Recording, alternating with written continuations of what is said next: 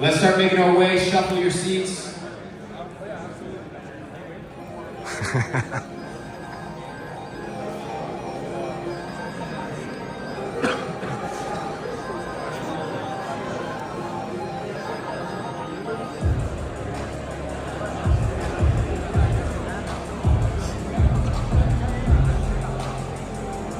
All right, let's make our way to our seats.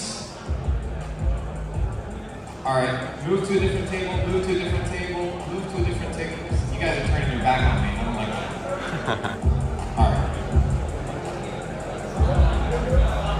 that. All right, let's make our way over to our seats. Let me get this clicker.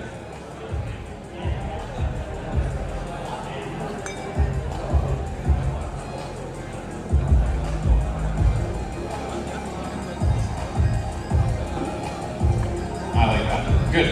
Lights.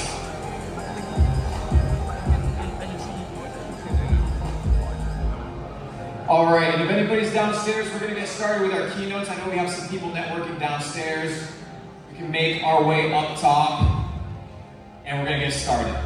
All right, first keynote, ladies and gentlemen, how to build successful companies. Now, who here is either has had, or is thinking about having a project of their own or partnering with somebody inside of the crypto space? Anybody ever thought about one? Building a company? Who here has their own company? Freelance, e-commerce, a lot of you guys, digital marketing, SaaS, everybody, okay? Now, what differentiates a successful company from an unsuccessful company? What allows somebody to gain customers and another person to be in what Jack calls barren desert? What is the difference? What differentiates a winner from a loser? Now, the reason I sat down and I was like, okay, how can I provide massive value to everybody here today? And what I came to realize is that, who here has crypto? Because I know a lot of people in the, raise your hand. Who here has crypto? Who here doesn't have crypto?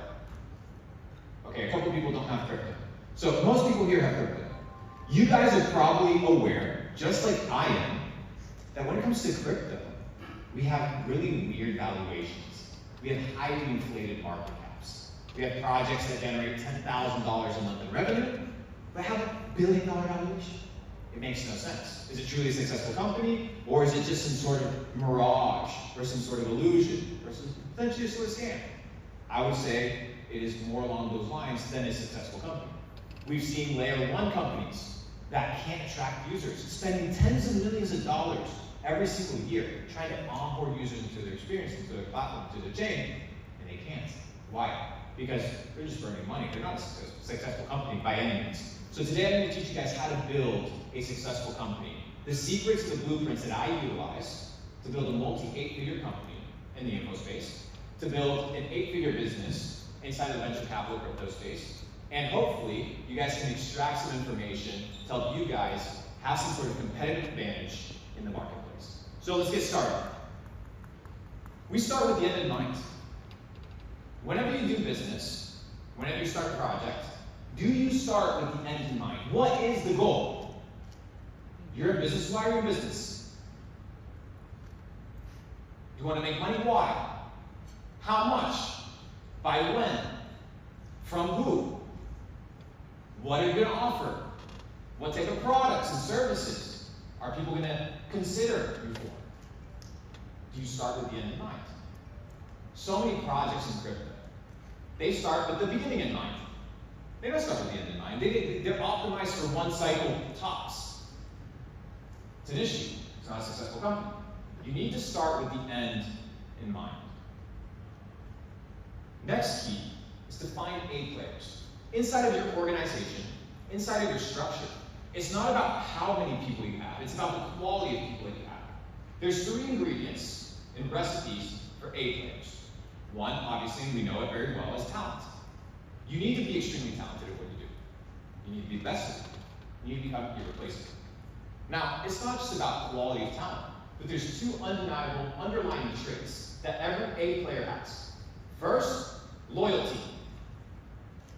Are your C-suite or your personal team, the people that are building this vision with you, we're talking about starting the end in mind, right? Are these people going to go the distance with you? Longevity and loyalty.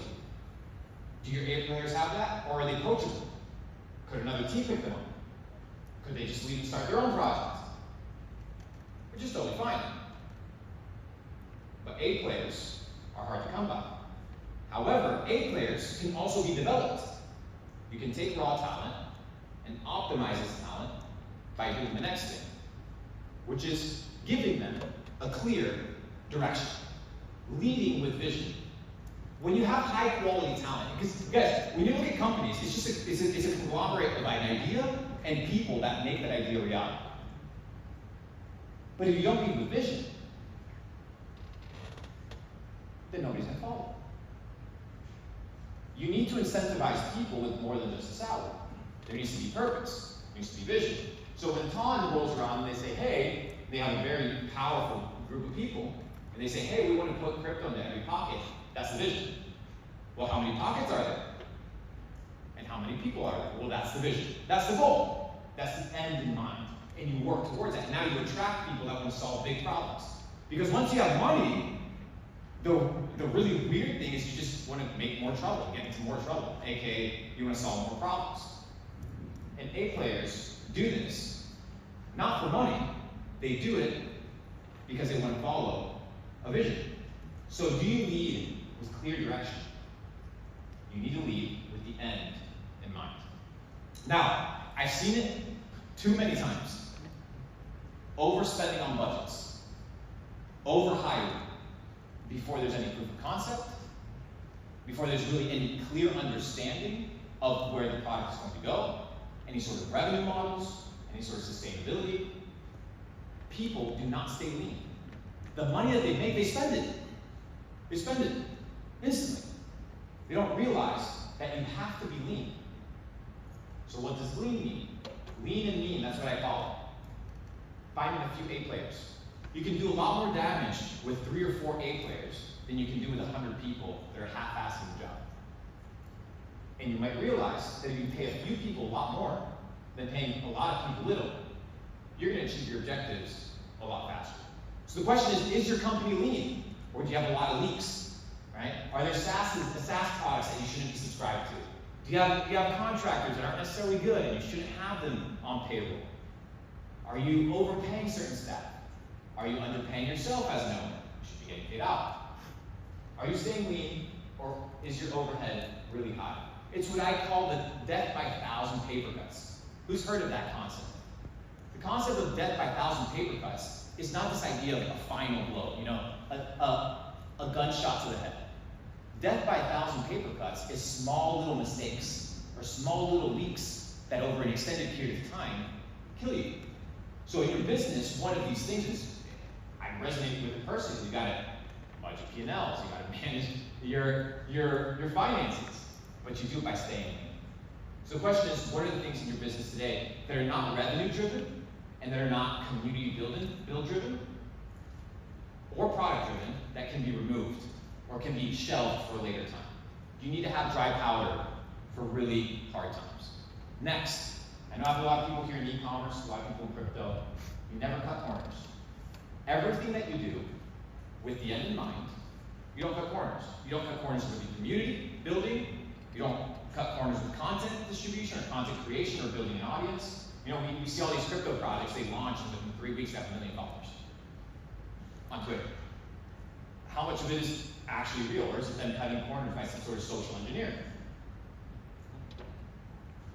Maybe you can cut corners by selling a cheaper product, or underdeveloping your product, or cutting corners in your security, or cutting corners in your development, or in your progress, in your iteration of the product. If you cut corners, you're not getting the big picture. If you're cutting corners, you don't have the long-term vision in mind. And when you cut corners, you make mistakes. When you cut corners, you leave things behind. So when you have the end in mind, you operate with a specific set of rules. And one of my rules is you never cut corners. You do everything with excellence. You start where you finish where you start, and you go all the way. Do you cut corners in your business? Do you cut corners in your management? Do you cut corners in how many hours you work? A lot of people cut corners. If you want to build a successful company, you cannot cut corners. You cannot miss essential steps. You know what they say? When you play these video games or when people cheat and they can get away with it. In business, you can't get away with it. Business, they'll catch up to you. You can't. You know how you can cheat your way through high school? You can even cheat your way through a doctorate. But you can't cheat your way through a surgery on the table. Right? So when the game is actually to be played, if you cut corners, it will be convenient. You never cut corners. Now, we talk about products. Let's say we don't cut corners with products. The biggest single issue that I've seen in any company, whether it's Web 2, Web 3, DAOs, decentralized ecosystems, centralized ecosystems, is that they don't understand trends and narratives, the ebbs and flows of the market. Now, just like every year has 4 seasons, winter, autumn, summer, spring, there's also different calendars. We have cycles, crypto cycles. There's a bull cycle, there's a bear cycle. How many here have either delayed or early launched a project because it was a trend and it was the time to do it? A lot of people. But if you're not on the right trend and on the right narrative, and we're going to explain what these things are specifically, you're not going to make it. So the question is, do you take trends and narratives into consideration? Do you understand the macro and microcycles of your niche? I'll give you guys an example. Macro cycle. Jeff Bezos, 1999, says, hey, you know what? This is my macro cycle. I'm betting on e-commerce. People are going to be buying shit online. That's the macro cycle. That's the bet. What is the micro cycle? Oh, hey guys, people like fidget spinners because they have ADHD. That's your micro cycle. That thing has maybe a 4-month lifespan that's highly lucrative, but it's within the macro. So you're betting on the macro, and then you're finding trends in the micro that are going to give you capitalization. High reward for low risk. Macro and micro cycles, let's talk about it. Narratives. What is a narrative? Long-term momentum swings. Swing is a polar opposite, right? A shift to the complete opposite. Long-term momentum swings that fundamentally change how societies operate. Who here has seen a change in narrative over the last couple years? A change towards more focus on decentralization, about the governments, like, hey, we wanted freedom of speech. Who's here seen that kind of play out? Has anybody seen that trend, or is it just me? Nobody seeing it? Am I seeing it? Yes? Can I get some responses, please? Yes. Okay. I thought we were a room full of new people. Narratives. Do you understand the macro cycle? Narrative. What's the narrative for you in your business? If you're in e-commerce, if you're in SaaS, if you're in crypto, what's the narrative for you? What's the long-term play? Trends. Short-term, often synthetic attention spikes that come off from the macro narrative. These can be engineered. These can be manufactured. Who here is familiar with the entire biohacking routine that's been going crazy about saunas and cold plunges? Who here has seen that? Everybody's seen it. Every person has seen it. A lot of people bought into it. If you're part of the Tawny ecosystem, you can go to Pavel's Instagram, and that guy's, ripped, sitting in a bathtub full of ice. But there's a trend inside of this. What is the narrative? Biohacking. Well, what is the trend? Cold plunging. Well, why are you saying this? Well, because somebody came up with the intelligent idea of buying at plunge and making their own plunges, and now they're worth $100 million. Would they be worth $100 million? Oh, excuse me. They did $100 million in revenue their third year. They're worth a lot more, obviously. So what's the narrative? Health. What's the trend? Let me sell something online. If every person is talking about this shit, somebody has to provide it. So what's the narrative? Another example. What's the narrative? Decentralization. We need 1 billion people to be using crypto by 2030. Okay, that's the narrative. We want to get there. We want decentralization. We want an alternative payment system. We want an alternative ecosystem where people can communicate and congregate. Well, what's the trend? Who here has been seeing the tap to earn games on Telegram? Who here has been seeing well, that's the trend. These are what? Attention spikes based off of the narrative. But this is where you make a lot of money. This is where your business wins. This is where your business gets ahead. But if you're not on the right trend, it won't make sense. But you can be on the narrative, you can be on the trend, but unless you optimize optimized for the right time, timing is key, then it doesn't matter if you're on the right trend. Let's say me wanting to raise $20 million in the bear market. Luca, is it easier to raise $20 million in the bear market or a bull market? Bull market. There you go. It's the ebbs and flows. So you have the ebbs and flows. Look, there's more capital, there's more cash, there's more attention. Therefore, your bet can be what? Placed and sustained at a higher rate. So are you doing timeliness? Are you doing an understanding and analysis as to when you should be rolling out product, or just rolling it out? So if you understand the trend, the microcycle, you understand the narrative, the macro cycle, now you have to optimize for timing. Macro cycles, narratives, trends, ebbs and flows. Next, distribution. Oh, this is my favorite. My favorite here. We're going to talk a little bit about distribution real quick. The art of distribution.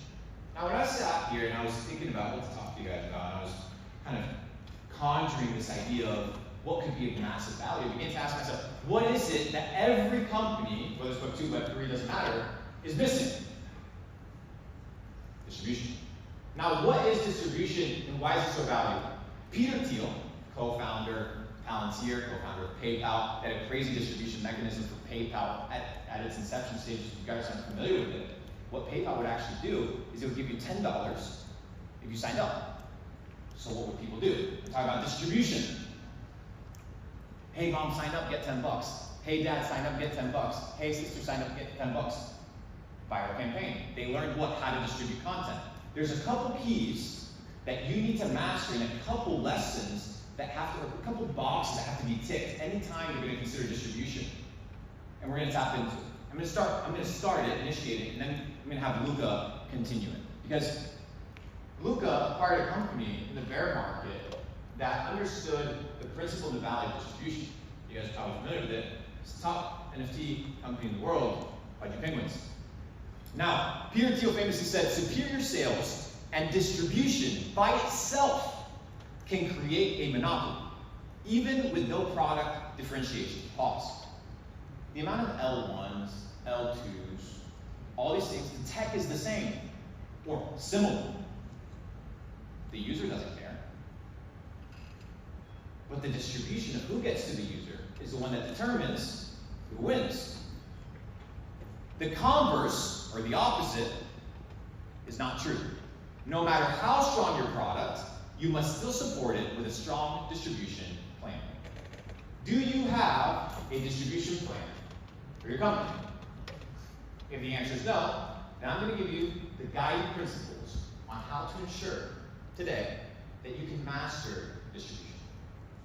The first key, we're talking about content, because content right here is what distributes. It can be a tweet, it can be a blog, it can be a long form piece of content, it can be a short form piece of content, it can be an email. But distribution and content requires a couple ingredients. The first ingredient, evergreen. Focus on content that outlasts trends. You know why KOLs and influencers in crypto are only optimized for one cycle? Because the content that they make is based on a trend. So when that trend exhausts, they exhaust. They become obsolete. They become irrelevant. They're not basing themselves off the macro narrative. So when you're creating content, whether it's for your company, Coca-Cola still has to create content. American Express still has to create content. Go look how much fucking money Airbnb spends a year on marketing. You don't think they spend money on marketing? Oh, everybody uses Airbnb. You use it because they distribute it enough for you to use it. How much do they spend? You don't know. Billions of dollars. And it's the #1 guy. Billions of dollars. But their content outlasts trends. So is the content that you're making for your brand, your company, your organization, your business, is it evergreen or is it short term? Because if you're running any sort of content creation, you're going to understand, unless you're doing it with your iPhone or just tweeting, that media can become extremely expensive. It's very expensive to produce high quality content. It's very expensive. But if you create evergreen content, the shelf life of the content is extended. So let's say I go to, I'll give you guys an example. let's say I go to a crypto influencer on YouTube, and I pay him 50 grand to make a 4-minute video about my project. Well, obviously there's going to be rules and guides and stipulations. I want to make sure that the shelf life of that content isn't just the one video, that he's posting it and then it's done. No, I need the conversation, what's talked about, what's mentioned, to be able to be used and recycled 5 years from now. I'll give you guys a very famous example. So we did it with the TON team recently. So we took the Pavel interview that he did with Tucker Carlson, which is a timeless interview, it's an evergreen interview. And I could be running clips from that for the next 3 years, and it would be relevant 3 years from now. Obviously, Pavel didn't do that with intention, it just happened to work that way. But when you're creating content, the question for you is it evergreen? Or does it have a short lifespan? If it has a short lifespan, you're gonna have to be making a lot more content. You don't want to be making content, you're gonna be distributing content. Quantity. Break the algorithm with volume. If many of you guys are familiar with Twitter, a great example is Victor, actually. Victor's a great example, actually. You guys, what's your handle? Someone you know. Someone you know on X. So I've never seen anybody tweet like this guy, right? This guy is like on your feed all day because the quantity of distribution is ridiculous. So he naturally breaks the algorithm. The algorithm can't keep up. So he just breaks it by sheer force. So if you have evergreen content and you break the algorithms with quantity, the next ingredient is iteration. Because what you do is you find patterns of virality.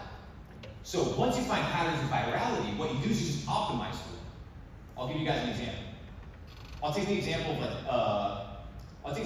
of crypto, of e-commerce, and then I'm going to apply it to content.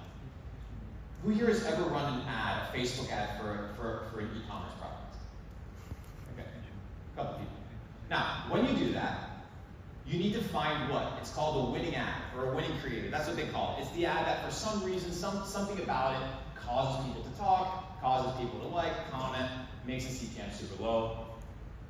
That piece of creative has probably been iterated over an extended period of time to achieve that specific result. Now my question to you is, when you're iterating content, you're iterating your business, improving your business, you need to be improving it based off of feedback. So if your content isn't going viral, whether it's for your business, whether it's for your personal brand, whether it's for your company, your SaaS, it doesn't matter, it's not hitting. It's because you haven't iterated it based off of the feedback that you've received. So if you're not getting views, if you're not getting content out and it's getting watched, it's not that you're bad, it's that you haven't iterated based off of the information you've received. What's the feedback? What's the feedback that you're getting? And how do you optimize according to that feedback? Oh, and finally, not all attention is positive. Okay, we're talking about iteration. Not all attention is positive. People say, oh, all attention is good. All press is good press. Bullshit. I know this firsthand. Okay? It's not. Not all attention is good attention. But you can iterate for the type of reaction that you want people to have. Let's talk about the Budweiser campaign, right?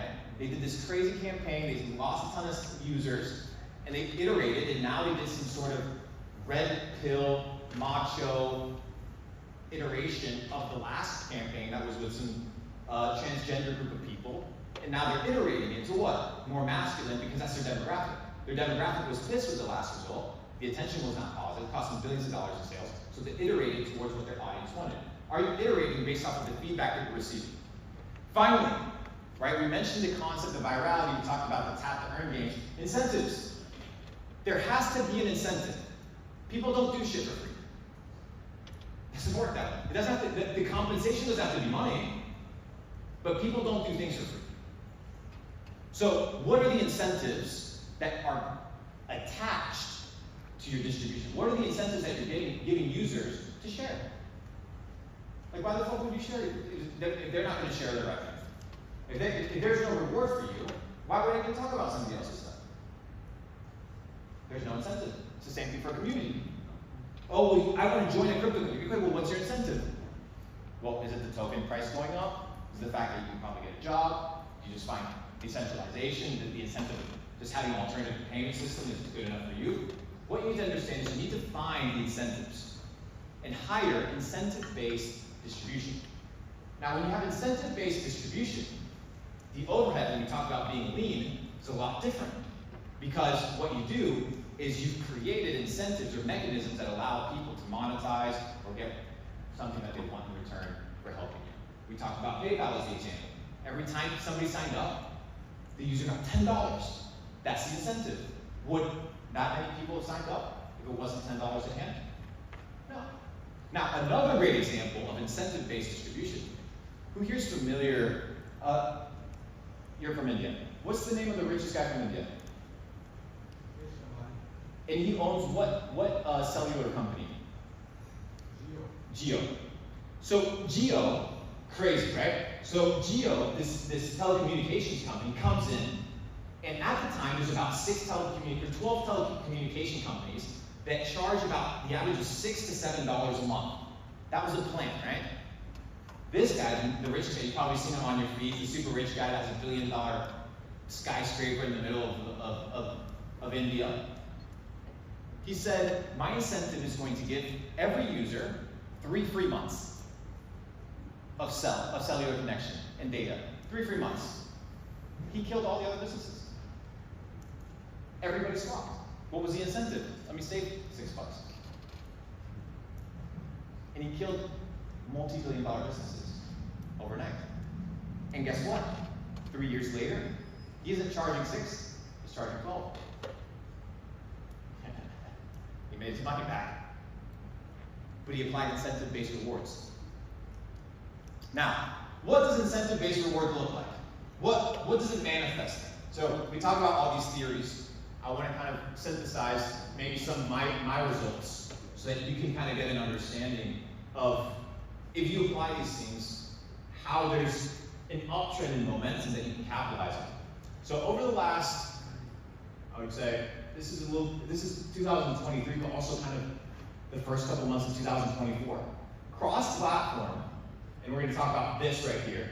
This is key: intensity, volume, and duration. We're going to talk about this right here. This is my formula. I'm giving you guys my formula, by the way. 2023, I posted 153,000 videos. How many of you posted? How many is your business posted? I post a video every 4 minutes. How long have I been on stage? 27. Okay, I've been here 27 minutes. Maybe like 8 videos have gone up. Sheer force. Breaking the algorithm. How much content are you putting out? What, you think one piece of content in the fucking internet is going to change it? It doesn't work that way. Oh, you had that 1 million view video? Oh, good job! No. 2.7 billion views. One of the fastest growing creators of all time. By sheer force. 191 million profile visits across all channels. 547 million unique impressions across all channels. It's about 10% of the population of the world. Total reach across all channels, 800 million. 9.2 million followers across all channels. A truly decentralized content creator. And the uptrend is what? We talked about iteration. You iterate. You guys see that growth curve? It's a growth curve of iteration and improvement. Now, the formula is based off of 3 ingredients: intensity, volume, and consistency. How hard you do something, like how intensely you go into it, how much of it do you do, and for how long. The thing is, I've been making content for years. I've been iterating for years. So once you have the long-term perspective in mind, you understand that these are prerequisites, these are requirements. Are you the most intense? Are you inputting the most amount of energy? Are you showing up more than everybody else? Luca, how many GIF views do we have on Buddy right now? 30 billion. 30 billion views. Do you know how many people have actually used them? It's like 900 and something billion. 900, almost a billion people, right? So our GIFs are going viral. Intensity, volume, and duration. How long is it that you're doing something? We're talking about evergreen content. Now, this is what your business could be, right? This is the growth curve of your business, right here. if you apply what I'm sharing today. Now, we're talking about making money. So now that you get some fame, right? We're talking about getting some fame. We got to transform this fame into some sort of conversion. Whether the conversion is a download, whether the conversion is a sale, whether the conversion is a follow. It doesn't matter. What is your funnel? Now, every funnel has variations. I'm going to share with you guys one of my basic funnels. I'm going to give you guys a breakdown on how exactly it works, how you guys can replicate something similar. I'm going to share with you guys how this kind of works. So we'll start with the top. We'll start with the top of the funnel. The first approach is interaction with any sort of customer base, the first touch. It can come from short form content, it can come from a billboard, it can come from a 30-second ad on television. It's the first touch, the short form interaction. That's why billboards are so popular. What's the ROI on a Times Square, New York Times Square piece of billboard? It's hard to calculate that, right? It's the top of the funnel. It's very intrinsic value when it comes to being really niche, because your goal here is to just add a ton of people. We see people that are really good at the top of the funnel and getting a lot of eyeballs, but they don't understand how to make money with it. I'm going to teach you guys how to make money. You guys want me to teach you how to make money with the distribution? Yes? Good. Short form. We're talking about what's relevant today. So this funnel works, it'll work for the next 3 years before something changes, right? 3 years. You need to start with short form. Short form content. It can be tweets, it can be short form videos, it can be hiring creators to do user-generated content, because you want the first touch. Next in your funnel is going to be your long form content. Now that people know that you exist, do people know what you're about? So people know that there's this health supplement company. Okay, well, what are the mission, vision, and values? Okay, well, we know that this crypto company exists. Okay, but what is it exactly that they stand for? Long form content. Short form content, they know you exist. Long form content, they know what you're about. We live in an ecosystem where people today, they don't just buy based off of necessity. They buy things that they resonate with. They buy things that they align with. And in long form, you get to align with people. If you guys think this isn't real, and that this isn't the trend, or the narrative of where companies, successful companies are going, I would direct you to an email conversation that was leaked between Mark Zuckerberg, Peter Thiel, and a couple executives at Meta. And it was Zuckerberg conveying to the rest of the team that his role in the organization needed to change. We're talking about a $1 trillion company. And in the email chain, he says one thing. He says, I've been focusing a lot of time on product. The community doesn't even know who I am anymore. He considers Meta a community, a billion-person community. So he said, you know what, I need to start doing more things. Now he's doing MMA. Now he's getting ripped. Now he's going on interviews. Why? Because he realized that a person attached to the product is a lot more powerful than the product itself. Because you have trust. The next step you can do is look at the best performing public companies on the stock market. All of them have very famous CEOs. Because they care. So my question to you is on the long form content, is there a messenger? Is there a person that allows people to align with your product, brand, or vision? Next is your broadcast. This is where it begins to get intimate. So my favorite broadcast ecosystem is Telegram. By far, and I would recommend it to any e-commerce business, I would recommend it to any SaaS business. If you have 10 customers, 1 million customers, if I was sitting with the owner of Gymshark today, Ben Francis, I would tell him to start a Telegram channel over an email list. I would tell him to start a Telegram channel over an SMS list. Why? Who the fuck reads your emails? I don't. When was the last time you read a marketing email? Maybe you read mine. But how many do you read? Not many. So what is your broadcast? What is your communication with your customer? What is your direct approach? I talk to all my customers all the time. What is your broadcast message? How do you talk to your customers? Do you know? Do you talk to them through Instagram stories? Do you talk to them through tweets? You need to be able to talk and address your community directly. Do you understand? I was thinking the other day, said, you know, we have all these, I have a Telegram group, with over 125,000 people. Very valuable, very powerful. And I sat there and I was like, because projects hit you up all the time, companies hit you up, and they want to throw money at you and be like, hey, here's $500,000, put something on your Telegram. Here's $1 million, put something on your Telegram. And then I sat back and I said, what would Napoleon Bonaparte, or what would Alexander the Great value a distribution channel where he can send a voice memo to 125,000 people instantly? Fucking priceless. Julius Caesar had to send messengers to every fucking corner of his domain. What is that worth? Infinite value. Priceless. And it becomes yours. You own it. Because you can own your platform on Telegram. So what is your broadcast to your customers? What is your direct channel of conversation with your customers? You need to know it. And if you don't have it, you need to establish it. I recommend Telegram. Next, you go from what? Broadcast, a little bit niche, to your members. There's people in your community that want to grow deeper with you. I have people inside of my community that started as community members that are business partners. Now they're part of my team. They're part of my ecosystem. They've grown together with me. There are people inside of your organization, your customer base, that could be part of your team, that could be part of your ecosystem. Have you curated conversations and special experiences for these people? Do you want me to give you an example? Bugatti. Bugatti has retreats. Richard Mille, they have retreats. For who? Their members. So I was just invited to a Richard Mille private party. Not because I'm special, but because they're realizing what? That they want to bring me to a deeper level of relationship with the customer. It's called loyalty. Membership points, membership reward points, ever heard of those? Do you have incentives for being a member inside of your ecosystem?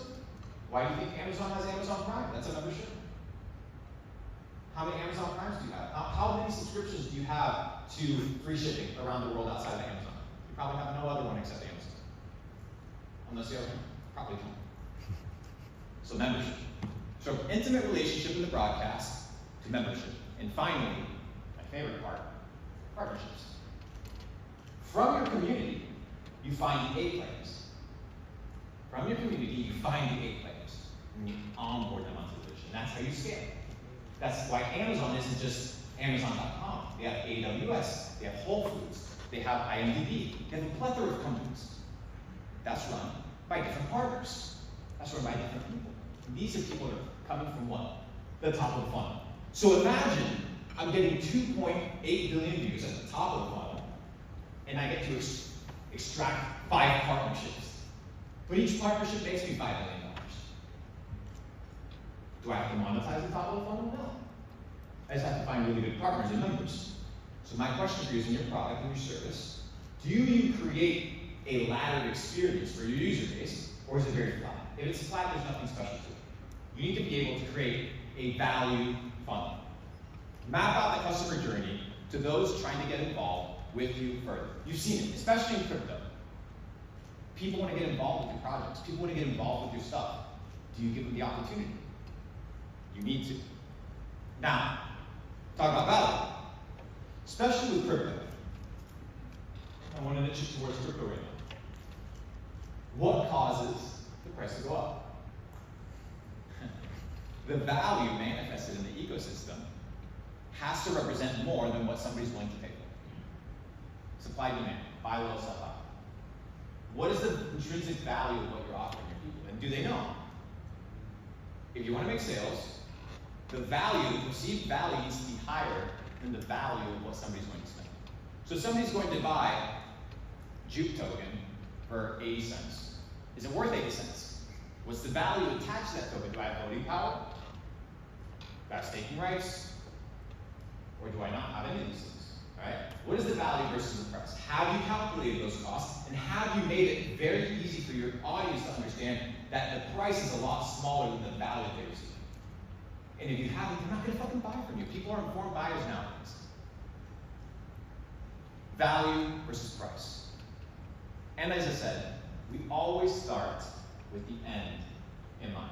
In fact, we started with the end in mind with Pudgy Penguins the first time you actually posted inside of our messenger group the first Pudgy the day that it launched.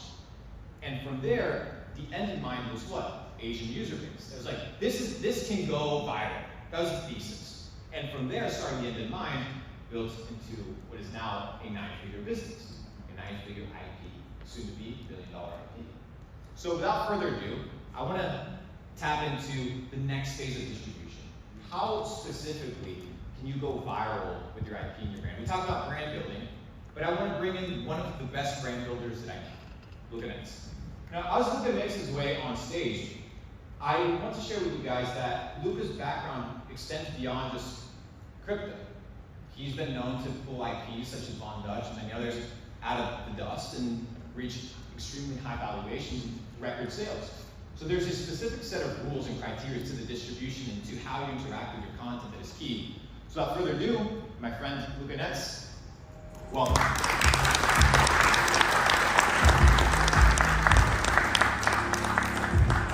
Take it away.